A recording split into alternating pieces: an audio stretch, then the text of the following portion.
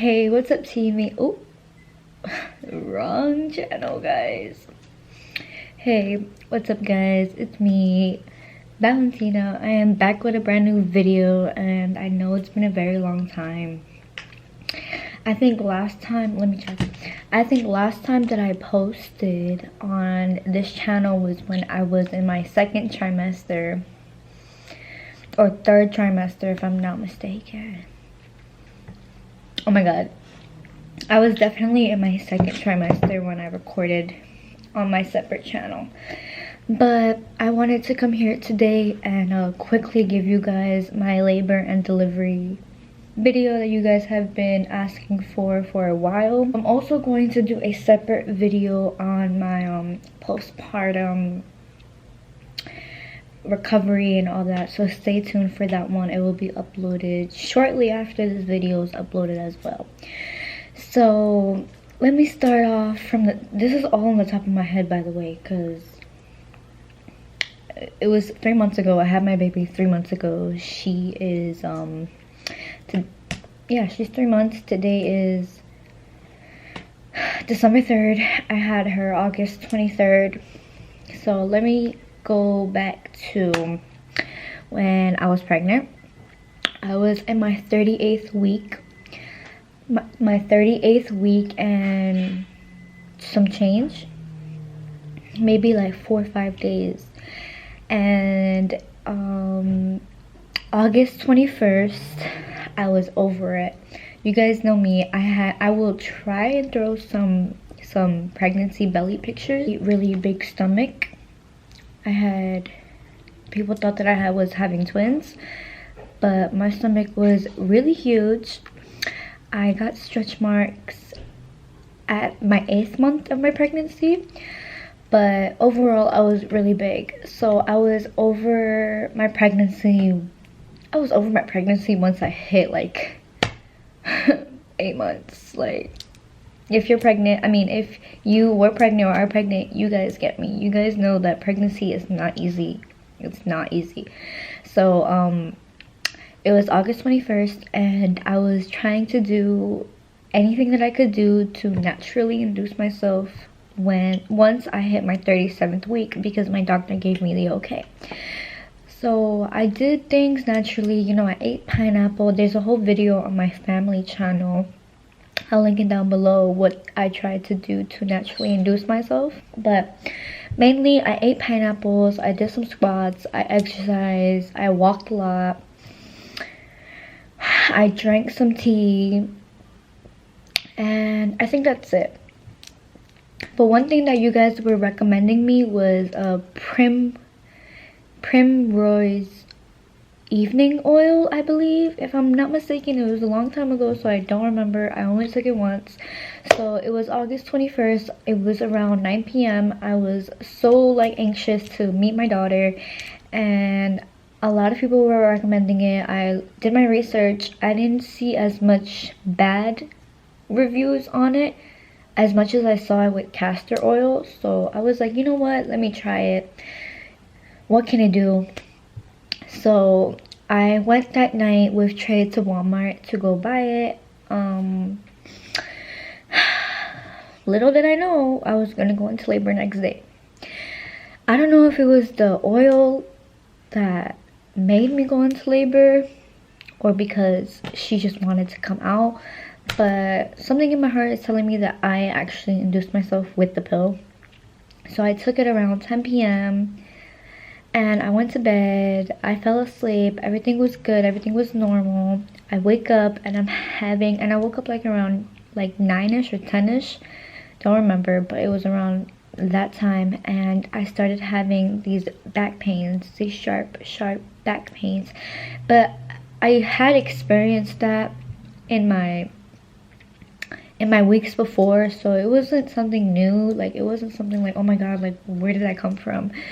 I was already experiencing it, so you know, I was like, you know what, I'm not gonna go to the hospital. Mind you, I've been to the hospital twice already, thinking I was going into labor because I was in so much pain with Braxton Hicks, with small contractions, with back pain. So I made sure that the third time would be my last time going to the hospital, and that would be the time that I would give birth.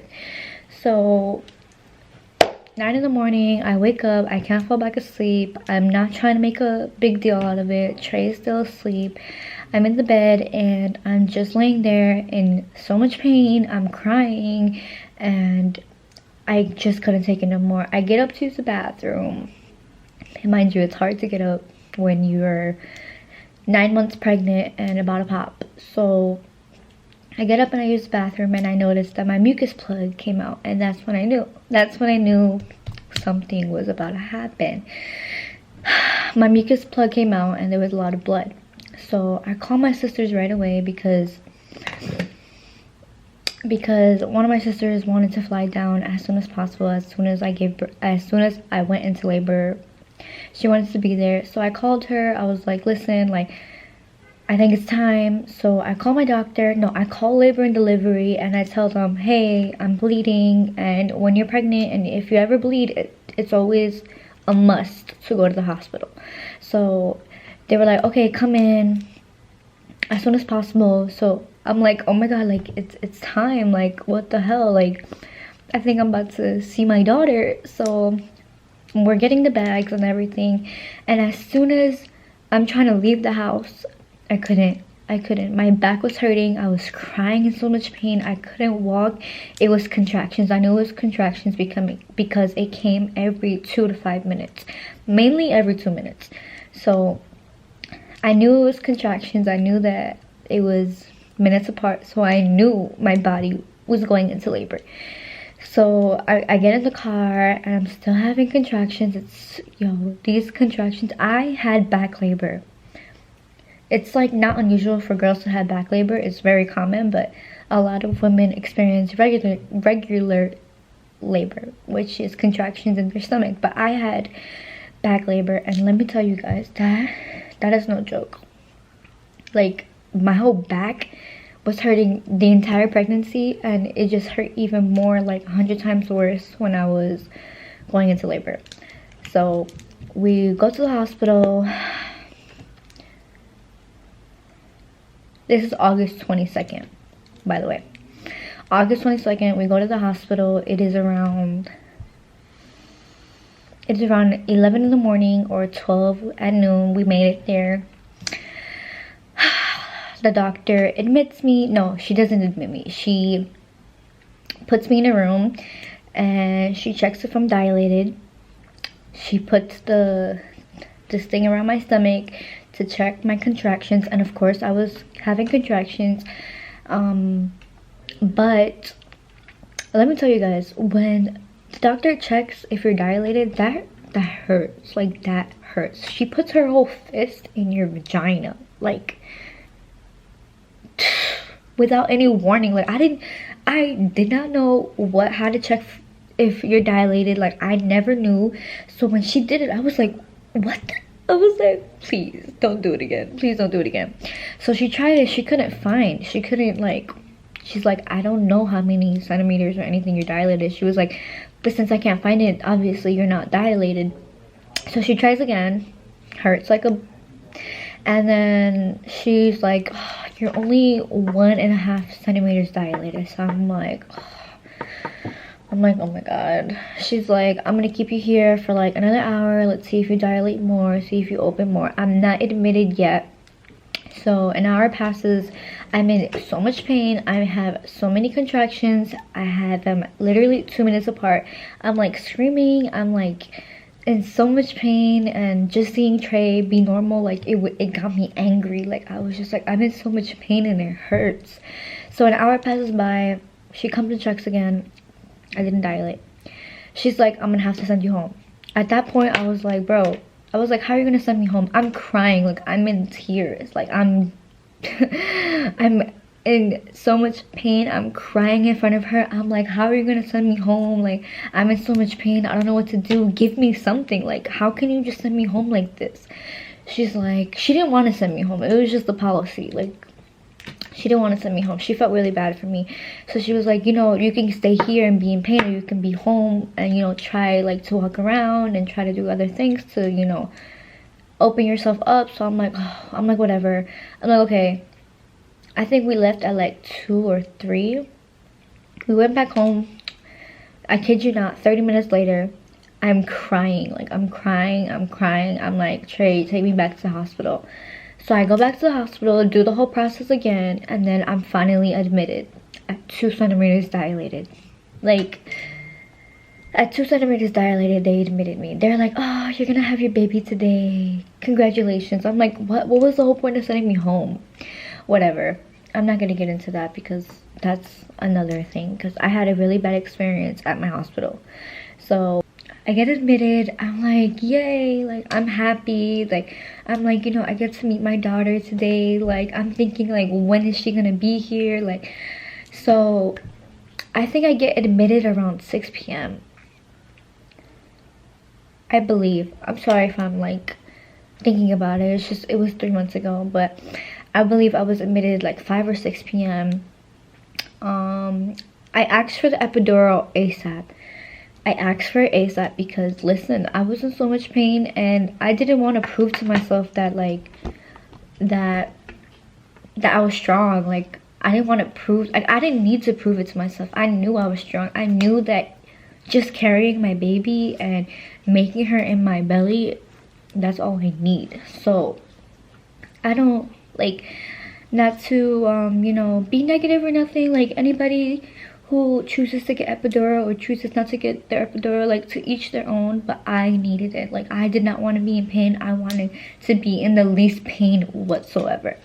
So I tried to get the epidural as soon as possible, but they weren't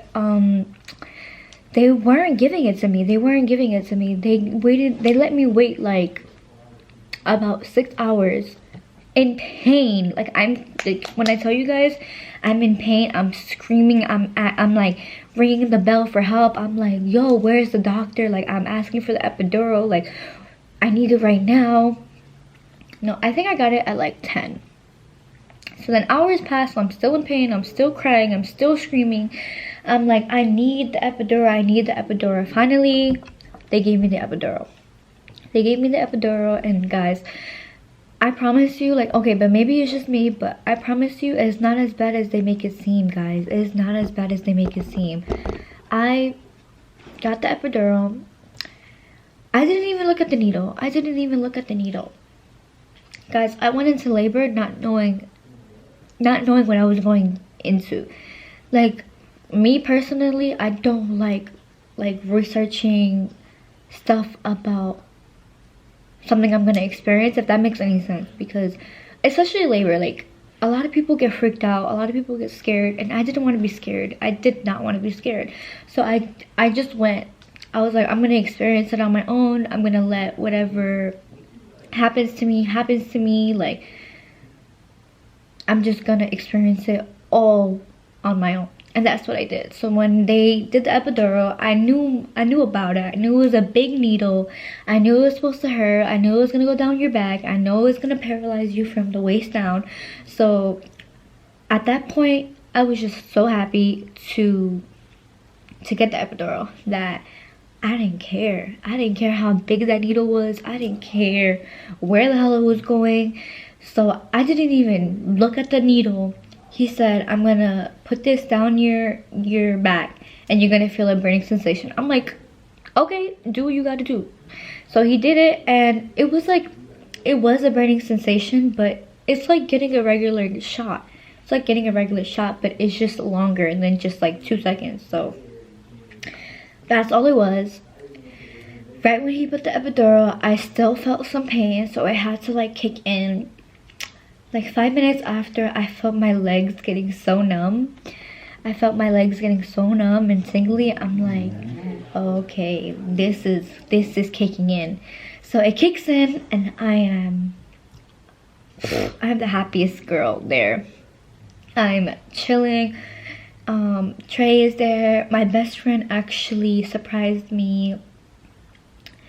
Somehow had a feeling in his gut that I was gonna give birth that day and flew down. So he was there. My sister was coming already. She was already in the Uber coming, and it's already like after 9 p.m. And honestly, I was drugged up on another drug. I don't remember what it was called, but I was drugged up. I was feeling good. I didn't feel no pain. I saw the contractions every like 2 to 3 minutes. Didn't feel a thing. I was just straight chilling. I was very thirsty. I was very hungry, but I couldn't eat nothing but ice chips. They give you ice chips, which is just ice. Like, it's ice. So with the epidural, you get very cold and you get very shaky. It's not like you're like freezing cold, but you're shaking. If you guys see in my labor and delivery video, I was shaking in the video. That's something you can't control. So that's one thing that I didn't like. I hated shaking because I was just like, what am I shaking for? I'm not even cold. So hours passed by. We're just there. I'm trying to get some sleep, but I couldn't get no sleep. Like, I was just so anxious to meet my daughter. And hours keep passing by. I think around like 2 a.m.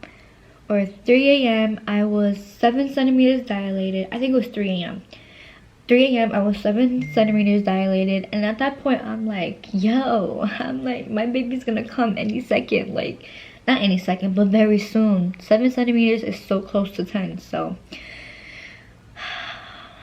that was around 3 or 2 o'clock in the morning, and we're there like guessing, oh, what time is she gonna be here, what time she's gonna be here. I guess like 6 a.m. in the morning, I think. And so I think like 5:30 in the morning came, and I felt a really like this urge to poop, and that's the feeling of your baby like trying to get out. So that's how they explained it to me. So I felt the urge to push, like I felt the urge to poop.